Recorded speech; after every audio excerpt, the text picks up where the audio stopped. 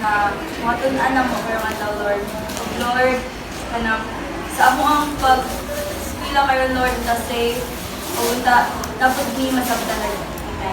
Amen.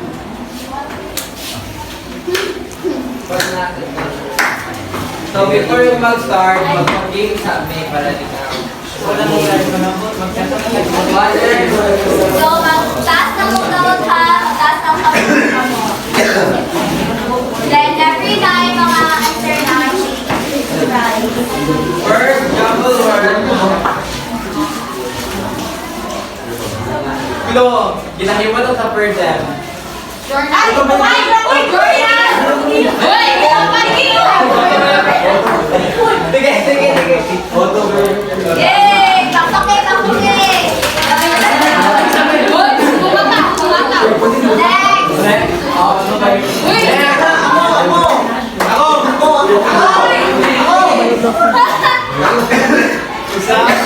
Okay. Matagi isa. Papakin.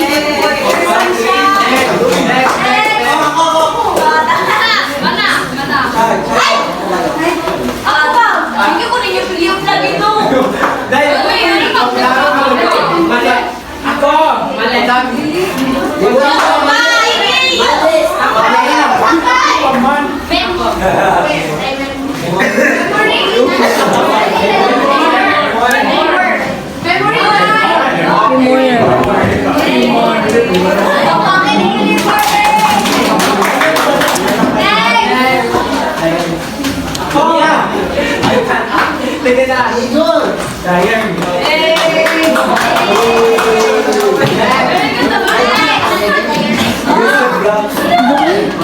Pilih ang galing.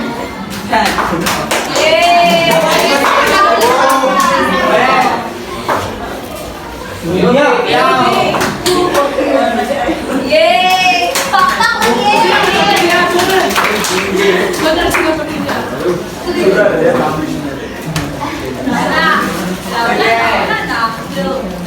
Sentimental block.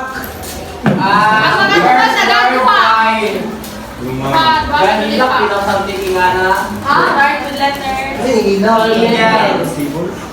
For ang lo kay ang first word kay Igel, ang second kay B.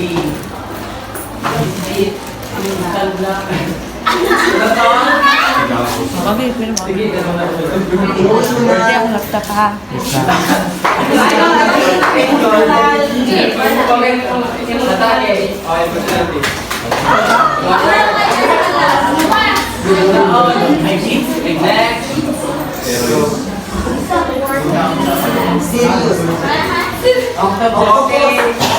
Sige, isa. Dili. Sige. Dili. Story. Oh, tama. Next.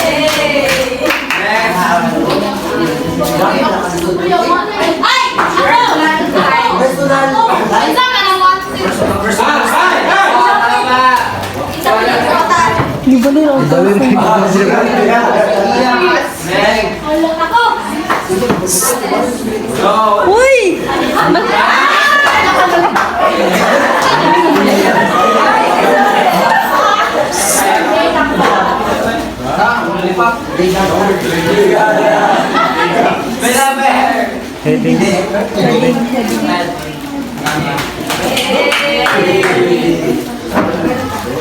Uy!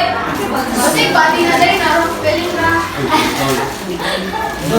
Dudi! Ay, bati ko na. Bati daw. Bati daw. Walang ganda. Ikaw, sige na sa... Bati na tayo.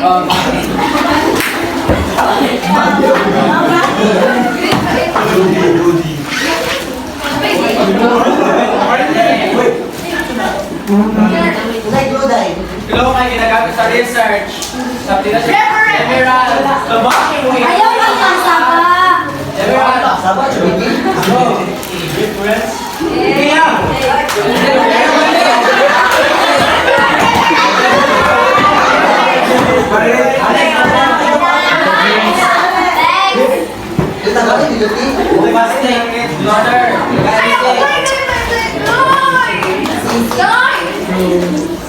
Tara! Guys! Signature, correct.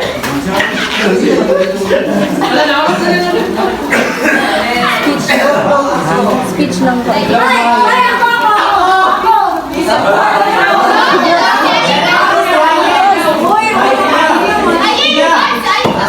Figure of speech. Figure of speech.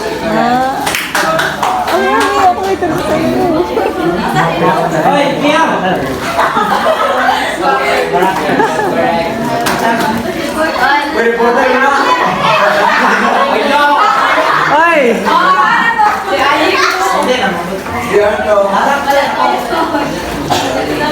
Sige, next it. Hindi lang, pero kung kuhain mo kay basta yung may kasi sa pangalan niya, kung hindi ba oras naman nag-reply. Sige, magawin ko pa ulit pa pa eh. So, our topic is evaluating the Spanish various grading non-section. So, Uy!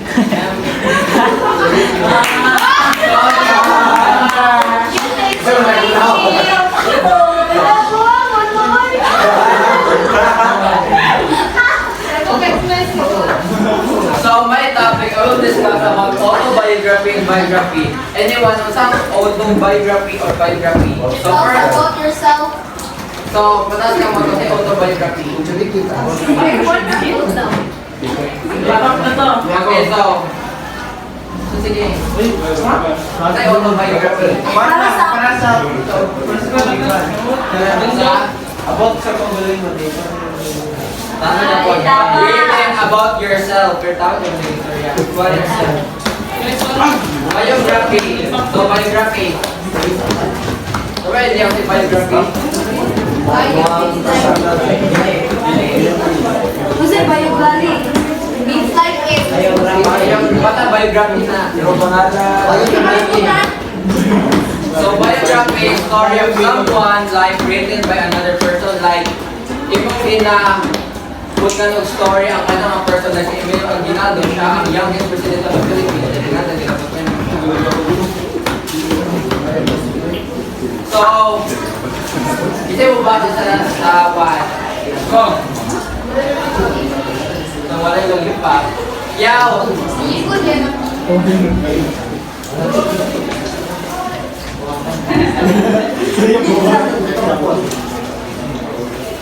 The autobiography or biography should be logically sequenced and contain sequence words such as first, later, next, and finally. So, kay mura yung kagahimong story, like, the first is, like, imong introduce yung name, birth, ingana. So, next is, pag-read ko, Kanang wala na yung lima. ayay, read Ang ko. mabasa na yung lima. Example, like, number 2, by, it's, shall be begin as strongly grabbing their to something in the code. So, for example, ang code na po is, life is like a game. Your goal is to win, it's okay to lose, but never start to win. My name is Martin Bigyan. Example, example lang ito. Oh, like, tayo lang. Number 3. It should include comparatives and superlatives to make credibility for particular responsibilities. So, comparative is like, compare ka. Example, the cat run faster than dog. So, gina-compare ang cat sa dog. Run faster of all animals. Di ba wala siya gina-compare? Pero ganyan mo na so compare sa pero there is no Wala yung parang cookies sa yung compare.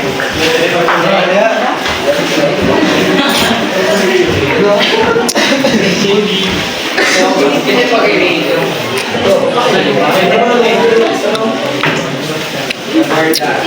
It should use descriptive words, tell about people, places, and then events. For example, is natagal, like, direct natagal mo siya information. For example, Emilio Aguinaldo. So, ang imong information ng person is Emilio Aguinaldo, born in March 22, 1984. Is a military leader who is the youngest president of the Philippines. Like, nagabulgan pa rin sa information na natin.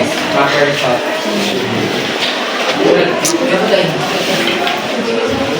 So last, Elias, pakirin ko last. Should have a strong ending that makes the reader think about the subject. Yeah, like example, is like, pagbata sa reader na sa last, makahingot ang ay, mo din ang last, ang pilihan, makatigil sa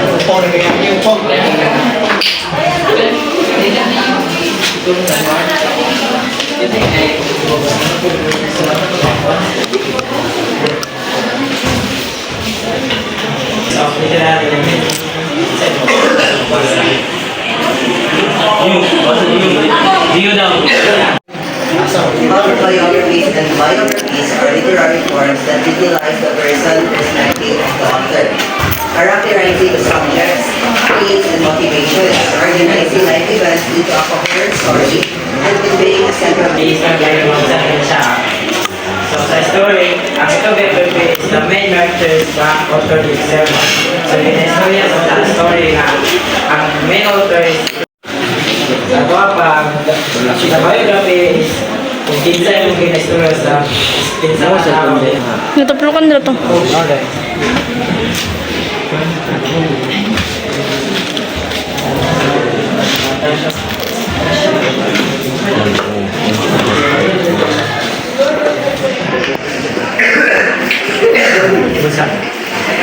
C. Appropriate use of the elements. Number 1, characters should be well developed, students, and artists alike. Hindi mo siya, hindi ka mapalakagutang dito na ito na life ako. So, hindi na siya true to life. Hindi na siya true to life. So, yan ka sa should be described vividly and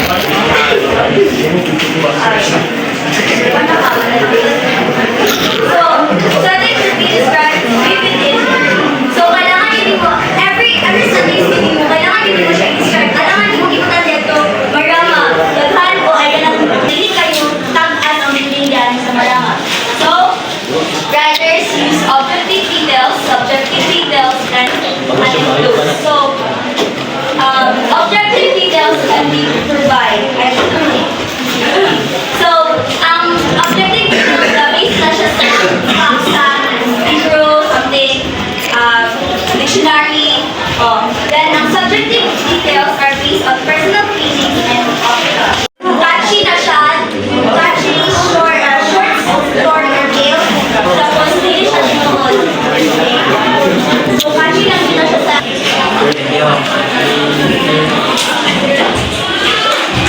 So, POV should be first person, I, me, mine, us, we are, and ours for autobiography. And third person, he, him, his, her, daragayon for biography. Ikaw, isa man yung basa ni? Gusto ko basa. Sige, ikaw kaning author purpose. Author purpose is the author reason for writing may it be to relate people who influence the subject to explain or to justify the action of the subject, to give sense of the events and the lives of the subject, and to communicate an important personal statement about life. So as an author, kailangan din nato mag-give credit sa ato ang ginapanan ng story, something, kung ito yung idea. Kay, para po sila yung credit sa inahangkan dito. Ang example na kay katong Serena, di ba sa author ato kay, dili man ito iyaha nga story man ito siya sa lain. So nag-give siya o para to credits. Next. Effective combination of the idea and chosen literary element. So, sequence words should be adequate with the chronologically of the biography or biography. So, dili siya kailangan kay dapat sunod-sunod bitaw siya. Like, for example, makipag-istorya sa imong mga friends, dapat ano siya, supay-supay bitaw siya, dili kay, for example, nagbento ka about sa nag-swimming mo, dili man pwede ka, nagkwento rin na nagbenta ka, pero saka pag-ulihan to, niabot. So,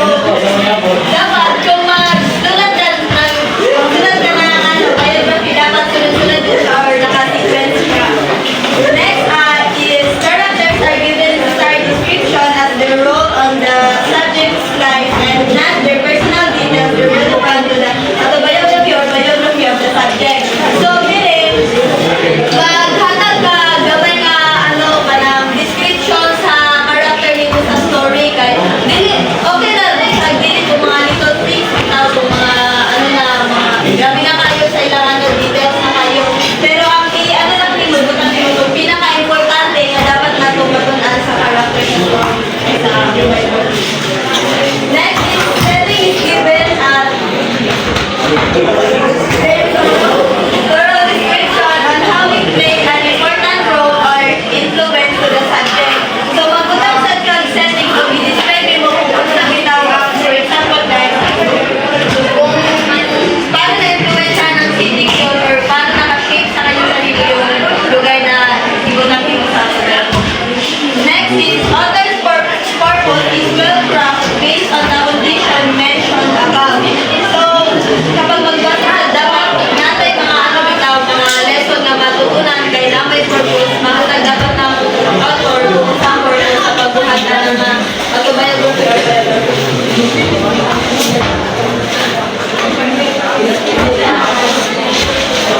Uy, paminaw tawan mo kay nabi ako i-distribute ko na pagkanso.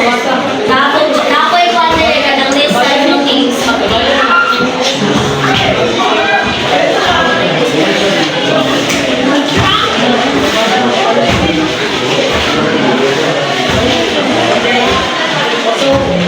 according to yung idea of memoir, so what differentiates memoir from autobiography is that it deals with only a slice, a portion or event in your life rather than your whole life.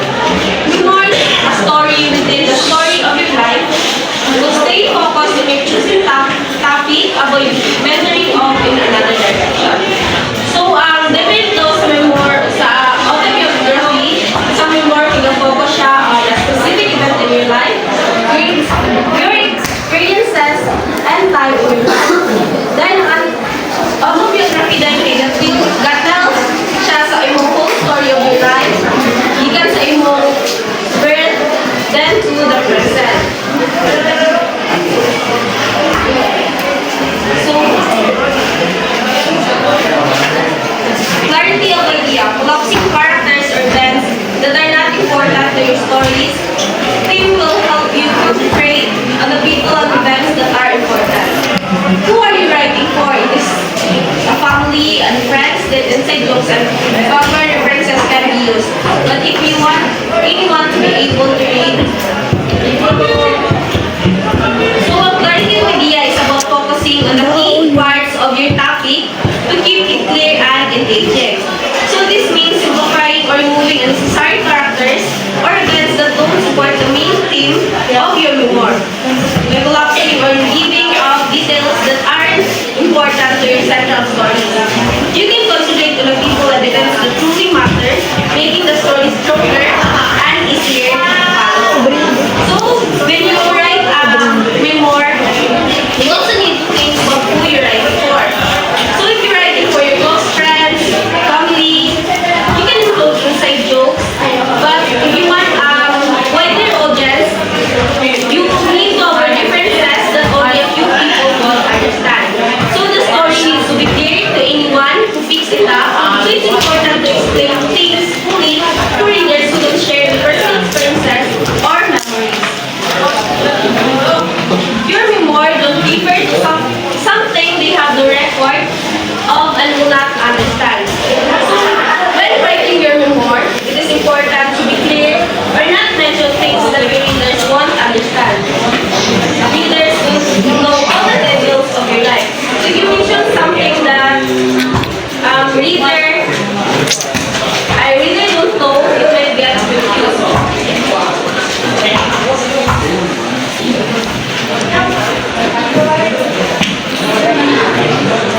The next is the operations of literary elements of memoir includes time, beauty, emotional things, sharing stories, personal style, and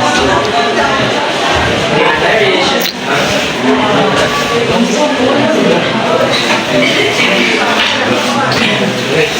Great use of the element. First one is there. There must be one overall theme for the display of this story. What does dapat ma-refresh ang people consideration. So,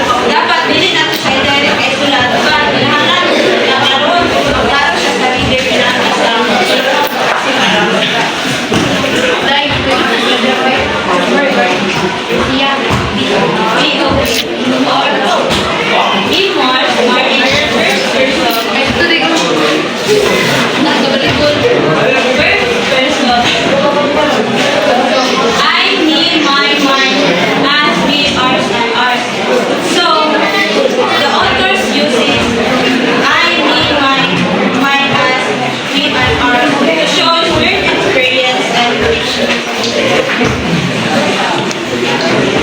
So emotional beats, the base memoirs takes the reader in an emotional journey. So supporting story, so if magsulat memoir, dapat din siya na ay supporting story kaya importante makita ang story na biyala po siya. Tapos, share din mo ang mga pakita mo patunood para maka-interest siya sa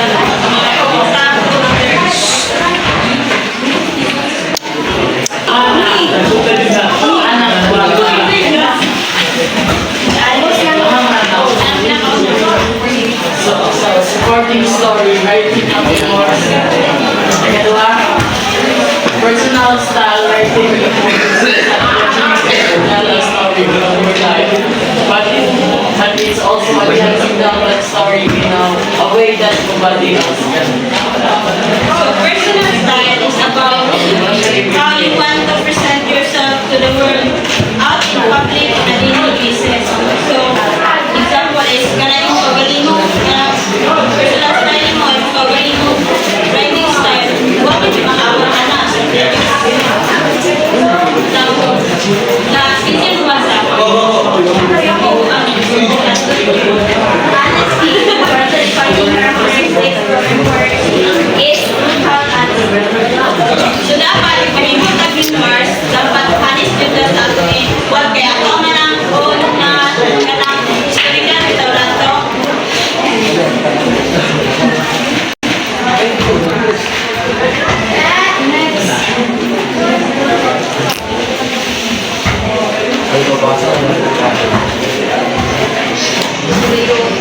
Isa'y gusto mo sa Rado. Let's go. Sige, Rado, sundaraman. Let's go, Spiritual being founded by providing leaders that will lead the leaders toward the great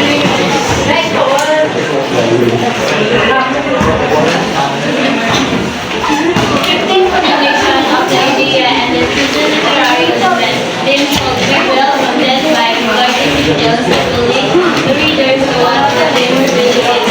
A good memoir will constitute of feelings from writer to reader, making this well written.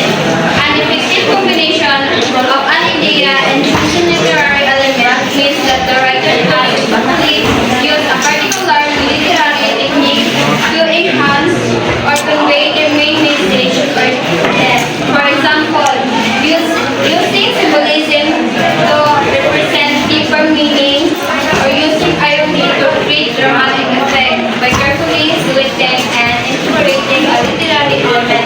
The writer can make their idea more impactful and engaging for the reader.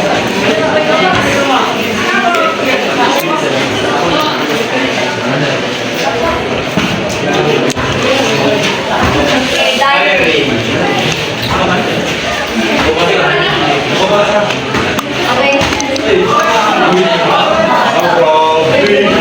Another thing of the idea, the entry should be inviting. Thoroughly states the main events that have been encountered by the character and includes civil activity. I'm going to explain.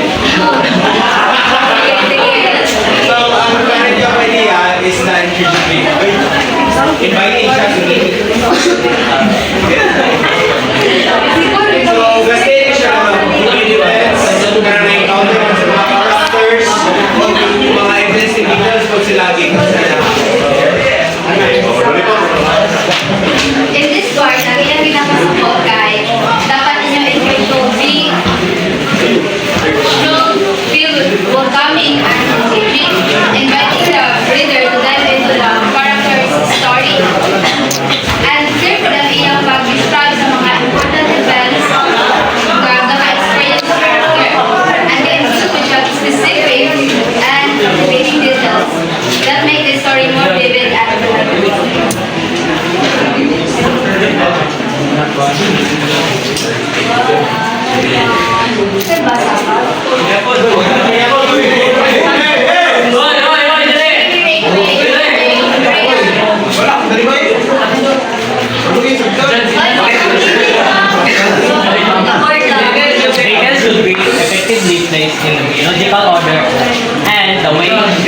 the percentage follow first person point of view. So, ginagawa nila is arrange the events and details in a way that makes sense. This means telling the story in a sequence that is easy to follow.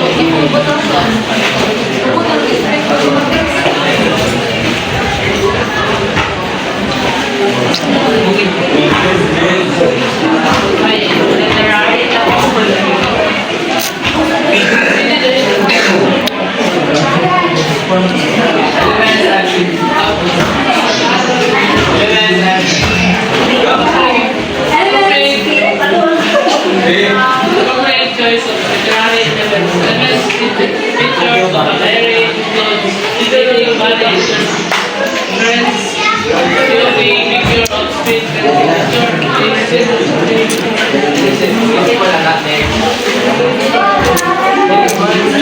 Ending, reciting,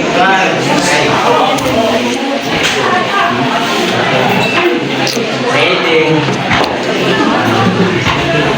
Ito ang kanyang pensa kung minsan ang okasyon sa nakasulat ang sa ending ay kapag pagpapayagin ko siya sa hindi mo isa tingnan